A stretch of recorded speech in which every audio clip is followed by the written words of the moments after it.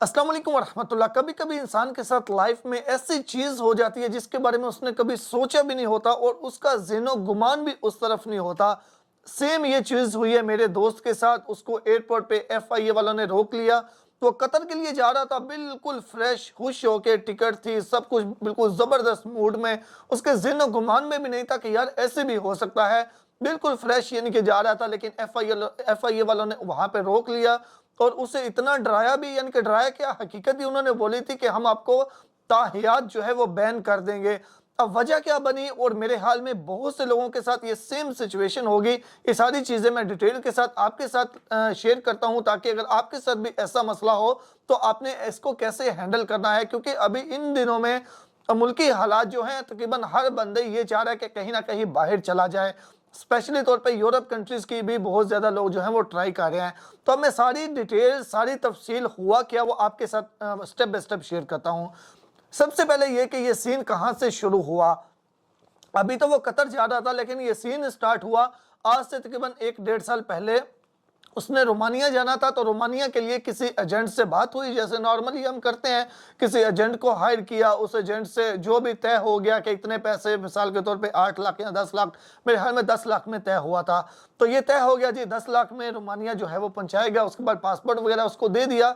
तो पासपोर्ट के ऊपर वीज़ा लग के आ गया, तो बड़ी खुशी हुई जी, रोमानिया का वीज़ा लग गया है, सब कुछ बिल्कुल सेट। तो उसके बाद एजेंट ने बोला जी प्रोटेक्टर होगा, और उसके लिए उसके बाद टिकट होगी। तो उसके बाद एजेंट ने दोबारा पासपोर्ट ले लिया जी, प्रोटेक्टर के लिए जा रहे हैं। और फिर मतलब कि इंतज़ार था कि यार कल हो जाएगा, परसों हो जाएगा।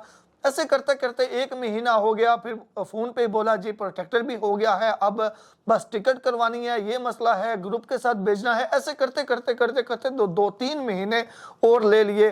2-3 महीने और लेने के बाद में पता चला जी वो एजेंट भाग गया है। उस टाइम पासपोर्ट वापस उसने दे दिया था, बस बोला था मैं टिकट फॉरवर्ड करूंगा और आप ट्रैवल कर लेना। लेकिन इस बीच में पासपोर्ट देने के बाद वो गायब हो गया और वो कहीं दुबई भाग गया। अब इनके पास वो पासपोर्ट आ गया, पासपोर्ट के ऊपर वीज़ा लगा हुआ था रोमानिया का। लेकिन जब बाद में पता चला जी वो नहीं जा सकते क्योंकि मुकम्मल प्रोसीजर नहीं है, तो उसके बाद उन्होंने उस साइड से माइंड अपना हटा लिया और उसके बाद कतर का वीज़ा लगवाया। कतर का वीज़ा लगवा के सब कुछ बिल्कुल प्रॉपर लीगल तरीके से हो गया। अब उसके बाद वो ट्रैवल करने के लिए गए लाहौर एयरपोर्ट पे, वहाँ से जाके ट्रैवल करना था कतर के लिए।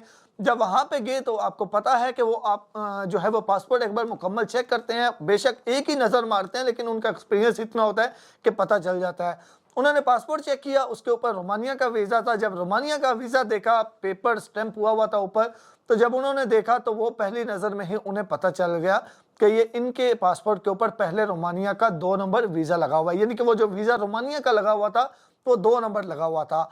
अब वहाँ पे असूलन ये भी था, ये भी जो लॉ है उसके मुताबिक वो ये भी कर सकते थे कि उसको पकड़ के उसी टाइम जेल में फेंकते, और उसके बाद ताहयात बैन भी कर सकते थे और अच्छा खासा जुर्माना भी होता।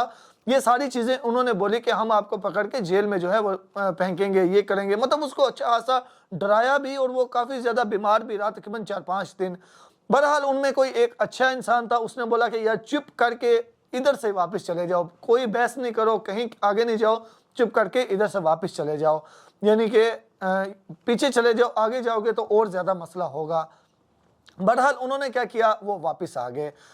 यानी अब यहाँ पे क्या मेन चीज़ है, अगर आप किसी भी एक कंट्री में जा रहे हैं, उससे पहले आपने दूसरे कंट्री के लिए ट्राई किया हुआ है, वीज़ा लगा हुआ है, और बाद में पता चला वो वीज़ा 2 नंबर है, तो लाजमी तौर पे ये काम करना है कि उस वीज़ा को अपने पासपोर्ट से आराम से रिमूव कर देना है, पहली चीज़। अब इसके बाद इन्होंने क्या किया, वीज़ा को रिमूव किया, वो पेज फट गया। पेज फटने के बाद फिर भी ट्रैवल नहीं करने दिया, फिर डैमेज में पासपोर्ट अप्लाई हुआ और फिर उन्होंने ट्रैवल किया। बहुत ज़्यादा नुकसान हुआ, तकरीबन 1 लाख रुपए का नुकसान हुआ। लेकिन बचत ये हो गई, 1 लाख का नुकसान का अल्हम्दुलिल्लाह कोई मसला नहीं होता, लेकिन बचत ये हो गई कि कोई उन्होंने ऊपर केस नहीं बनाया, ताहियात बैन नहीं किया। क्योंकि लॉ के मुताबिक वो कह रहे थे हम आपको ताहियात बैन कर देंगे, लेकिन उन्होंने ऐसा नहीं किया। अच्छा इंसान था, उसका भी शुक्रिया। बहरहाल ये मसला जो है इस तरीके से क्लियर हो गया। लेकिन अगर वहाँ पे कोई ज़िद्दी सा शख्स होता, या फिर कोई अपने जो कानून है उसको फॉलो कर रहा होता बड़ा स्ट्रांग तरीके से, तो वो लाजमी तौर पे शायद जेल भेज देता है, ना कोई पाबंदी लगा देते। तो बात करने का मकसद है, अगर आपने एक कंट्री के लिए वीज़ा लगवाया, वहाँ पे आपने ट्रैवल नहीं किया, ये एजेंटों के हाथे जो लोग चढ़ रहे हैं स्पेशली उनके लिए, तो अगर दूसरे कंट्री के लिए जा रहे हैं तो पहले 100% कन्फर्म करें। अच्छा, यहाँ पे एक और भी चीज़, कुछ लोगों ने उसे बोला था कि वीज़ा उतार दो पासपोर्ट से।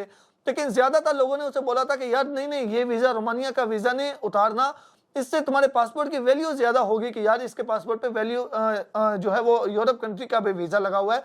तो इस चक्कर में आके उसने जो है वो वीजा नहीं उतारा। तो प्लीज आपसे रिक्वेस्ट है, अगर इस तरह का कोई वीजा है 2 नंबर तो उसे लाजमी तौर पे उतार दें। अगर उतारने में पासपोर्ट डैमेज हो जाता है, पेज फट जाता है, तो फिर पहले लाजमी तौर पे पासपोर्ट को डैमेज में अप्लाई करें। अगर वीजा आपका उसी पासपोर्ट पे लगा हुआ है, पासपोर्ट वो डैमेज हो गया तो कोई इश्यू नहीं है, साथ में एक और पासपोर्ट डैमेज अप्लाई करके दोनों को साथ रख के आप ट्रैवल कर सकते हैं।